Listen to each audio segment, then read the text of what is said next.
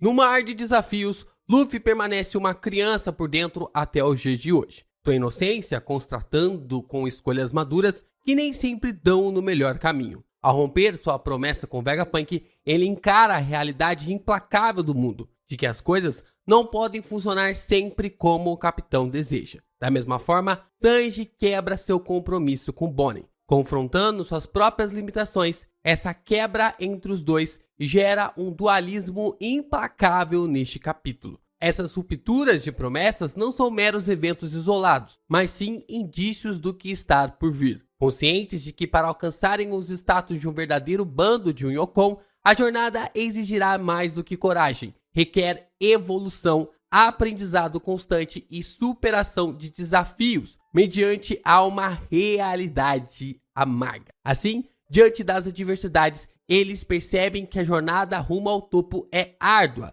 mas necessária. Cada tropeço é uma oportunidade de crescimento, e é visando essa queda que Luffy promete não deixar Kizaru e Saturno escaparem mais de suas mãos. Yo, Geeks, eu sou o Felipe e vocês estão no canal do Geek Brasil. Fiquem ligados que esse vídeo contém spoilers no capítulo 1108 do mangá de One Piece. Sim, pessoal, vamos então falar sobre este capítulo que vai dar o que falar.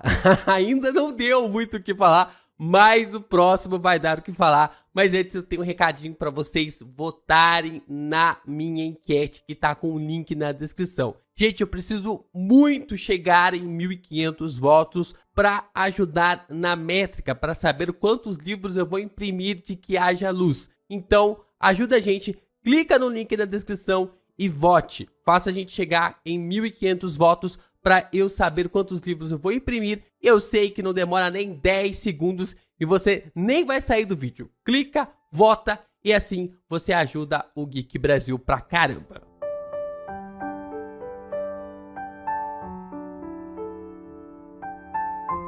O capítulo começa onde o anterior terminou. Algor e Devon não confiam em Caribou e Van aponta sua arma para o pirata. Caribou diz que tem informações valiosas. Se o levarem para Tite, ele contará tudo. Van Argon e Devon conhecem Caribou e acreditam que ele possa estar querendo matar o Tite. Mas Caribou até mesmo se prostra de joelho, chamando Barba Negra de Tite-sama e que se não confiarem nele, eles perderão algo muito importante. Van Argon questiona o que eles perderão e Caribou apenas responde que se trata de informações muito preciosas que ele possui. E como falado no capítulo passado, as localizações de Poseidon e Pluton é a grande moeda de Caribou para chamar a atenção de Tite. Mas o pirata ainda não fala nada para os pertencentes do bando. Caribou questiona se eles permitirem dele ser alguém útil, ele com certeza vai ajudá-los passando a informação para Tite. Ele pede para que o leve para conhecer Barba Negra,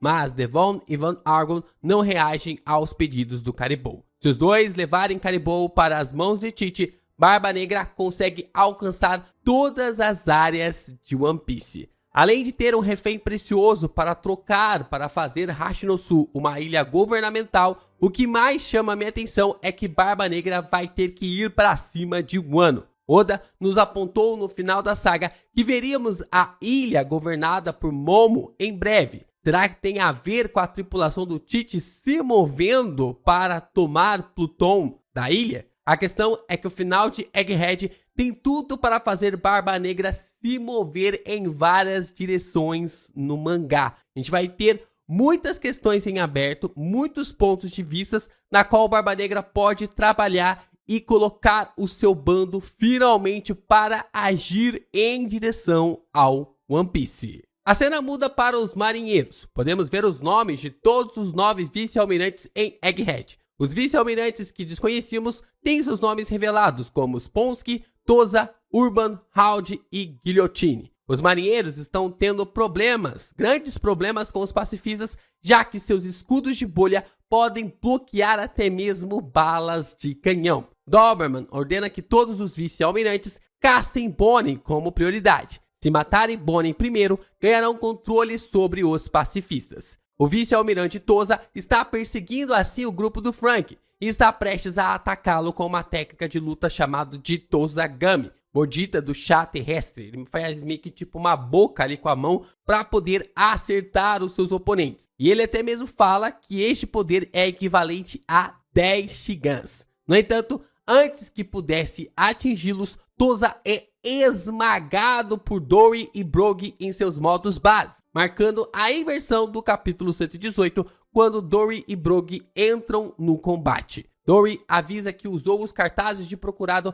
para saber os novos membros do Chapéu de Palha, enquanto Frank os questiona sobre serem inimigos. Dory e Brogy queria saber quem ali faz parte do bando para saber se ele pode atacar ou não, né? E é claro que ele não conhecia o Frank, então pelos cartazes eles conseguiram identificar que o Frank pertencia ao bando do Luffy. Brogy responde que eles não são inimigos e questiona que as pessoas ao lado do Frank são cientistas, né? Acaba questionando se as pessoas ali do lado do Frank acabam fazendo parte da equipe de Vegapunk. Eles respondem que são amigos do Luffy e que têm uma eterna dívida de gratidão com ele. Bonnie então grita para os dois irem em direção a Luffy, Sanji e Vegapunk e que Dory acaba sorrindo dizendo que fará isso. Os dois conversam entre si, dizendo que o gigante estudioso, estão falando do Soul, referiu-se a Vegapunk para eles. Alguns gigantes ficam para trás para servir de guarda-costas para Atlas, Frank, Bonnie e Kuma, enquanto Dory e Brogy vão atrás de Luffy e companhia. A força dos gigantes é algo realmente absurda. Um vice-almirante capaz de cobrir suas mãos inteiras de haki e boa parte do seu braço foi esmagado com apenas o golpe padrão dos dois. É muito entendível porque o governo mundial nunca se meteu contra Elbaf,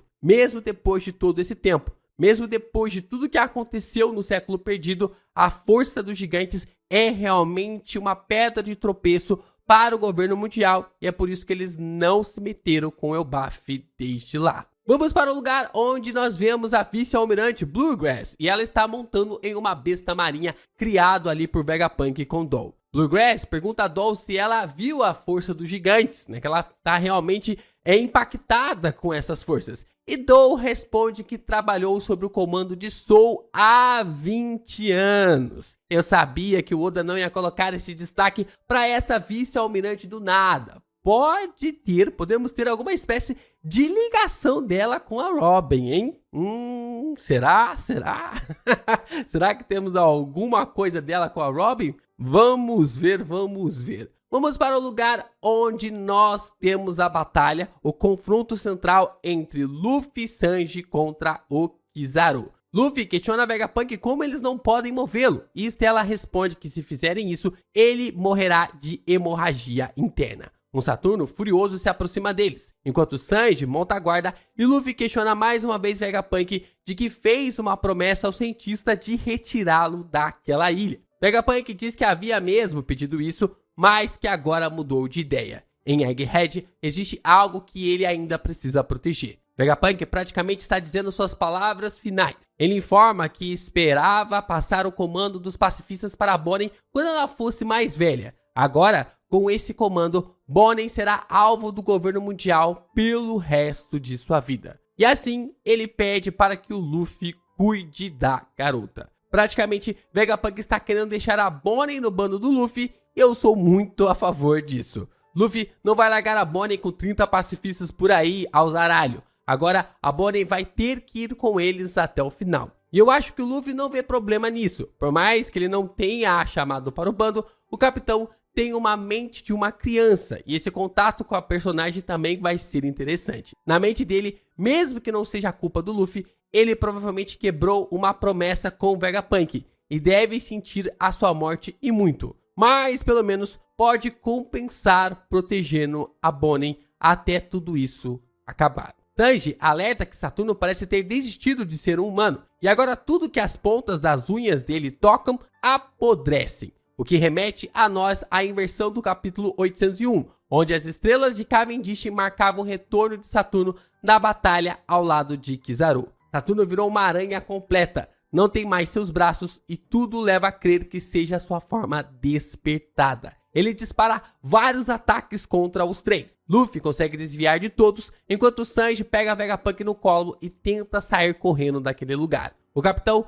pede para o cozinheiro remover Stella daquele lugar e para não parar, mesmo que Vegapunk gema de dor. Vegapunk reclama com Sanji para lhe deixar para trás, enquanto o cozinheiro fica irritado dizendo que vão descobrir uma forma de salvá-lo. Mas no nada, Sanji leva o chute jogando Vegapunk para cima. Kizaru não dá bobeira e perfura Vegapunk com seu poder. O que nos leva à inversão do capítulo 1008, mostrando que alguém seria mesmo empalado neste capítulo. Luffy fica extremamente em estado de choque com mais um ataque em Vegapunk. Luffy começa a se transformar e manda Sanji sair daquele lugar mais uma vez. Mas Kizaru não vai deixar Sanji fugir. O Oda quer trabalhar alguma coisa com Sanji e com Luffy no aspecto de não conseguir cumprir suas promessas, mesmo que isso, em hipótese alguma, seja culpa deles. A gente já falou da quebra da promessa do Luffy com Vegapunk, mas também temos a quebra da promessa do Sanji para com a Bonnie. Sanji prometeu a Bonnie que protegeria a Stella, e mesmo não sendo sua culpa, Vegapunk foi empalado 2 vezes. E é bem interessante que aqui se encaixa a inversão do capítulo 81, onde Luffy e os demais prometeram libertar a Vila Kokoyashi para Nami. E agora Luffy e os demais remetem sua promessa novamente a Vegapunk. Existe um conceito na psicologia sobre nunca quebrar uma promessa a uma criança, e o Oda está elaborando em cima disso. A figura do Luffy como uma criança quebrando uma promessa a Vegapunk faz com que a sua impotência volte à tona. E a figura do Sanji quebrando sua promessa com a Bonnie faz com que a realidade para eles comece a ecoar ainda mais. Que para serem um bando de Yokon de verdade, eles precisam evoluir e muito ainda. É muito interessante como o bando do Barba Negra num capítulo consegue cumprir a missão de uma forma muito equiparável, muito assim, sucinta e ao mesmo tempo dinâmica, enquanto o bando do Luffy ainda está tropeçando nas próprias pernas. E depois desse capítulo, chega de dizer que Kizaru não está lutando a sério. Ele deu o golpe final no cientista. Definitivamente, Kizaru marcou essa saga como alguém implacável e mostrou por que deve ser tão temido como Akainu e Aokiji. Além de que ele é implacável, não demonstra compaixão como Aokiji e não sobe a cabeça como o Akainu. Ele é frio, frio do pior tipo possível. Mas antes de Kizaru chegar até onde o Sanji está, Luffy entra na sua forma gigante e agarra Kizaru por seu corpo e Saturno por sua cabeça. Saturno nem reage mais, parece apenas uma besta selvagem, enquanto Luffy sorri dizendo que os dois não escaparão mais dele. Saturno arregala um olho na qual está extremamente irritado e Kizaru parece ter tomado finalmente um grande dano do capitão. Luffy deve acabar com Kizaru em primeiro lugar, visto que com o poder da Logia, ele já deve estar entrando em um estado de esgotamento absurdo. Agora a curiosidade fica com o Saturno, que parece que entrou em um modo Berserker maluco e nem reage mais. Se a fruta do Saturno for mesmo uma Zoan, ou seja lá o que é isso, visto que nem a Devon conseguiu explicar o que se tratava o poder dele, a gente começa a observar que ele promete resistir bem mais ao combate e que o final da luta deva sobrar para Luffy versus Saturno. Assim, finalmente vemos o Sanji conseguindo escapar com Stella, e ele pede para Vegapunk não morrer com ele, e questiona a Stella por que estava sorrindo e diz para Vegapunk ficar com ele. Na mesa do seu computador, vemos os batimentos cardíacos de Vegapunk chegar em 0, e assim um monitor liga. Vegapunk começa a dizer olá ao mundo. Não sabemos como, mas o cientista está transmitindo isso para o mundo todo. Vegapunk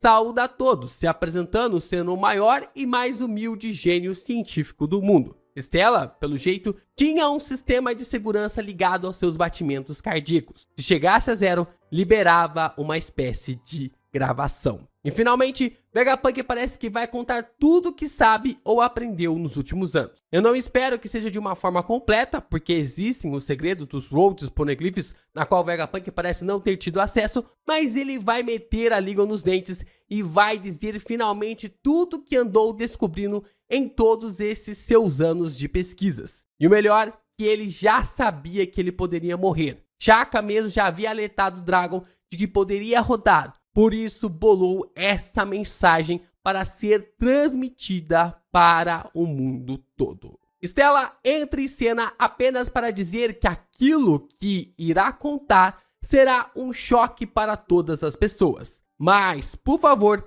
que fique com ele até o fim, pois contará a verdade, a grande verdade sobre o mundo de One Piece.